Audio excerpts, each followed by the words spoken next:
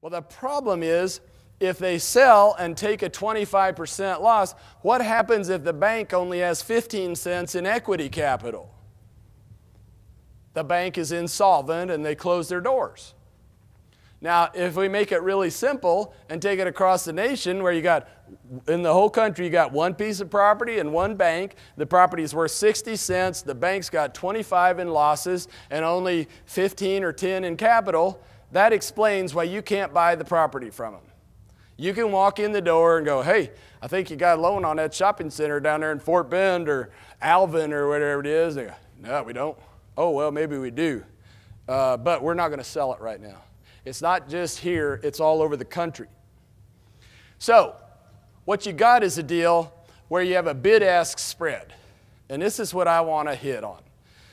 You've got the bid prices, you got private equity that's raised maybe $100 billion to buy busted commercial real estate, and they've promised their investors 20% IRRs, so they're bidding at 30 cents. The market started to clear 2.5 years ago when Lone Star Funds bought $25 billion worth of bad paper from Merrill Lynch for 23 cents on the dollar, and a couple of weeks later they bought another $5 billion from CIT for 23 cents on the dollar. And I went out and started making speeches like, folks, the market's starting to clear. The commercial real estate market is going to clear. And all of a sudden, Ben Bernanke came out and said, time out, we're not letting those prices go. Those are, quote, fire sale prices. And ever since then, the market has not cleared. So what you've got is you've got private equity with a 30-cent bid, and you have banks over here with some unknown bid price. I'm just going to ask price. I'm just going to make it up and say 70 cents on the dollar. So that's what happens. The bidders are at 30 cents, the sellers are at 70, and there's no volume. Now, who are the pillars of Hercules? The Federal Reserve Bank, the FDIC, the OCC, and the Federal Accounting Standards Board. All those people, in my mind, are like Hercules sitting there keeping the bid and ask prices from clearing. So the question is, that's where you are today. Because you go to a good bank, and the good bank just bought a bad bank, and there's some real estate in there. So you go to the good bank and say, hey, you just took over a bad bank. There's 3 real estate deals in there. I'd like to buy those from you. And they go, well, can't really do that because the Federal Deposit Insurance Corporation put a loan loss guarantee around those that last for 8 years and told us that when we buy the bad bank, don't get in a hurry to sell them. So those real estate properties are buried in those banks for up to 8 years. That's the limit. I can't dance, and I got a limited amount of interest in most anything anymore, so I read documents from the FDIC about what's the term of loan loss guarantees. And you find stuff like that. It can happen to you. You students out there, you just wait till you're 56, see how you're doing at that point. So you got the ask price, you got banks that have a bunch of real estate they don't want, and on the other side, you've got a boatload of cash from high net worth people, REITs, pension funds, life companies, private equity, and home builders. This is where the policy comes in. You can like what I've said or not. I've given a bunch of speeches for banks, the Texas Society of CPAs, Auditors of Financial Institutions, the Independent Bankers State Convention, the Texas Bankers CEO Summit, and the Texas Bankers CFO Summit, and I've raised all of this at all of those places, so I'm not making this up.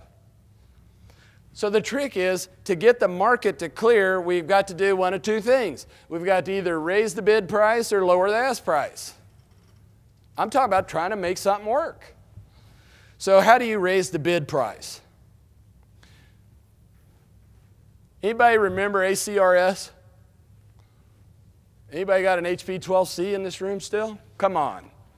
All right, if you don't know what ACRS is, Google it when you go back to the office because you need to know about that.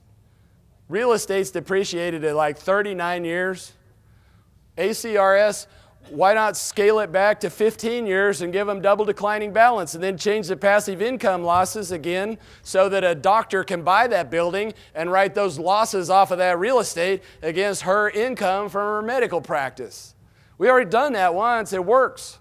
We overdid it. It worked too good. We had to scale it back. But if the banking system cannot sell these properties at 30 cents on the dollar, you can whine about it all you want. It's not going to matter. Sheila Bair does not have the resources to sell this off at 30 cents on the dollar, and she's not going to do it. So you've got to figure out how to get that bid price up. So to me, here's the policy issue. Let's change depreciation, get a shorter depreciation schedule, get an ACRS, change those passive loss rules again, and if you want to goose it up even further to get that bid price up even higher, make a deal where if you buy the property and hold it for more than 5 years, you got zero capital gain on the deal when you come out of the property. And while we're at it, why don't you loan me 70% of the purchase price with zero interest? How's the bid price coming? Is it getting higher? See, I got some guys here that got goosebumps all of a sudden. I was like, God, I'd buy that. Like, sign me up. There's not any magic to this stuff. My whole speech in 2009 was, it's not too complex, it's just too big. And I didn't know for sure I was right, but I was, and it's still too big. And that's why the market's not clearing. It's going to be up to people like you in the ULI, NAIOP, whoever it is, to come up with some suggestions that your congressman and woman and senator can get behind to, with a stroke of a pen, change some of these rules so that you increase the bid prices. The other thing you can do is decrease the ask price. And two ways to do that. Sell some of these properties at auction. Let's find out what the market is and sell them. But I don't think that's going to happen. The alternative to this would be is to create some kind of a joint venture between you and the bank. The bank's got a bad asset, you've got expertise.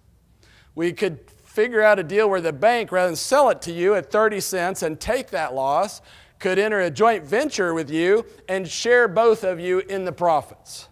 And the bankers tell me, well, that would require new regulatory rules and new accounting standards. And my answer to that is, so what? We've already changed all kinds of accounting standards and regulatory rules. Change them again.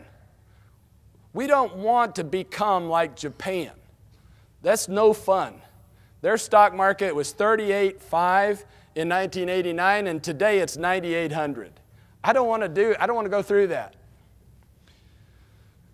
And my final comment is, when you hear people in the banking management, the high end of the banking regulatory environment in this country, and they talk about bidders for distressed commercial real estate, I hear this over and over and over. They say those are sharks that are trying to steal property, and what else do they call them?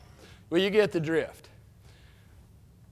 Bottom fishers, there it is. Bottom fishers trying to steal property. I hear that from everybody. I'll say, hey, how come you're not selling? Oh, those are just bottom fishers trying to steal property. My question back to them is, if those 30-cent bids are bottom fishers trying to steal property, where are the 70-cent bidders? I haven't found any of them yet. Let's have some auctions and see if those are fire sale prices or not.